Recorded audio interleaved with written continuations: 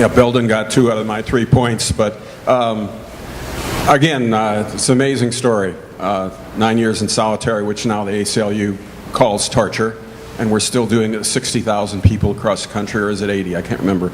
I wanted to ask about the media and the response you've been getting now as opposed to earlier. Burge, if people don't know, got off just with the perjury charge. I don't know when he comes around, and that's because there was no attention put to this case until the statute of limitation ran out, and all they could get him on was lying about it after the fact. So I wanted you to react to that, and again, keep going and bring this message around, because it's really important. We still have a Supermax or 2. They're federal, right? Yes. That's my memory? Yes. And they want to open another one? Yes. Which we got special money from Obama for to open, outside of the usual appropriation process. You can look that up. Thanks. It's ridiculous.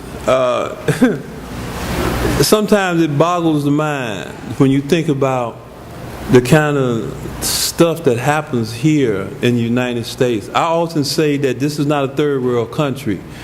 You know, we spout off about human rights to other countries and all this here, but we won't tackle what's happening here. You know, Rampart in California showed that a whole police district was crooks and lying, deceiving, and put a lot of people in jail.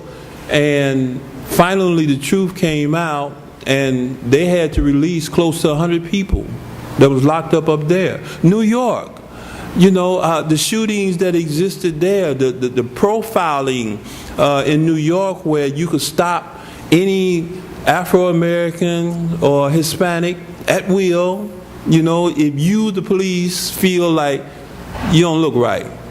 Come on now, this is the United States of America. Now, once that law was knocked down a few weeks ago, the mayor of New York said that he's going to file an appeal. Again, Chicago, New York, California, all these places here, is it strange that finally the truth is coming to the light?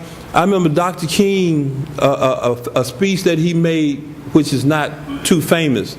He made the statement that darkness cannot drive out the dark.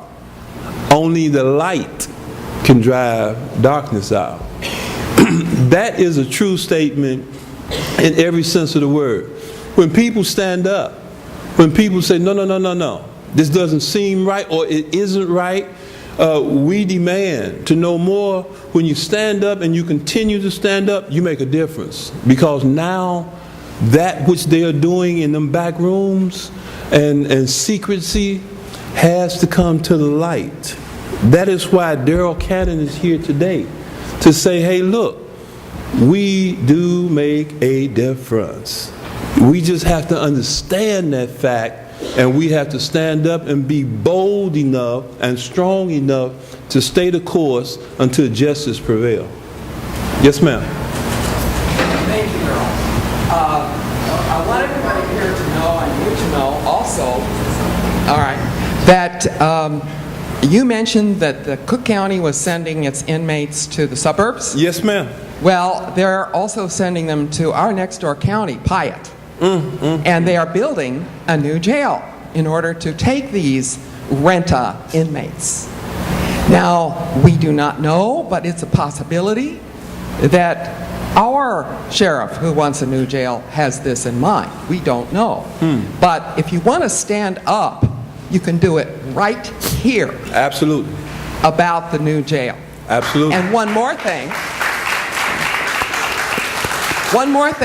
I learned just yesterday that the state, IDOC, is considering, has not decided, to solve its overpopulation problem by sending the excess inmates back to the counties and the jails from which they came to serve their sentences. Yeah. So there's plenty to talk about. Ain't no doubt about that. Yes, ma'am. I think Barbara touched on where I wanted to go with this, Brother Cannon. Y'all excuse me, I'm trying to eat at the same time. But you mentioned New York, California, Chicago. Many people come to the conclusion that those are big cities. We've actually had one of the chiefs of police here say, you can't compare Champaign Police Department or Urbana Police Department to these big cities. They have issues that we don't have. Yet we've had a young man in 2009 who was killed by the police. We had a young man recently, several young men who were beaten up by the police, but this young man in particular was, the officers were caught on video choking him in the backseat of the car while he was handcuffed. I know that this is a difficult lunch conversation, but I wanted you to expound on to some of our, what I perceive to be naivete in relationship to the local police department because it seems small. What would you say to an audience like this to get us to maybe open our eyes or to appropriately challenge some of our misconceptions? Very simple. Everything has a starting point. Everything. Whether it starts small, whether it starts big, everything has a starting point. If they start this mess of piling prisoners onto you down here in this small community, it's going to get larger. And the only way it gets larger is that they're going to have to increase property taxes or some kind of taxes, and they're going to start building some more jails or adding on to jails. You got to stop it now. You know, you can't say that it's, quote, a big city problem because of the fact that before the big city had it, the problem wasn't there. But once the big cities got it, it just continued to grow and grow and grow and grow. It's the same way, similar to cancer. You know, you can get skin cancer, and it can be very small. And if you notice it and you take care of it then, you know, it's a possibility that that's it. You can eradicate it. But if you ignore it, eventually it's going to start spreading, and it's going to start getting bigger and bigger and bigger. Small communities like this here need to step up now and take a stand and say, look, politicians, we're not going to tolerate it. We're not going to tolerate it. You're going to communicate with us. We're going to have the last say-so on whether or not this or that is coming to our community. You have got to stand up. You have got to be involved. You have got to engage. Communication is the greatest form that you have in any community, small or large. You down here, you have people down here that keep their ear to the ground to hear what's going on. So please get involved with them. Get involved with the different committees down here. You know, this is the only way you're going to stop it. If not, you'll mess around, and once it gets out of hand, it's too late.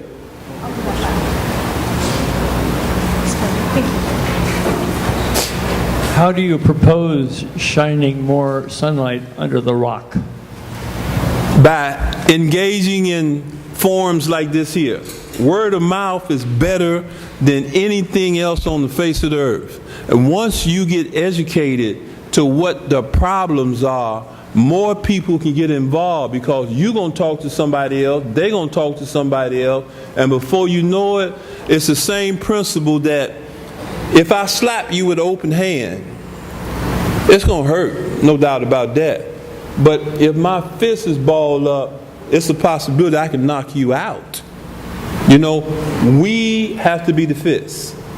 And we are the fist by communicating, by exchanging information, by educating each other.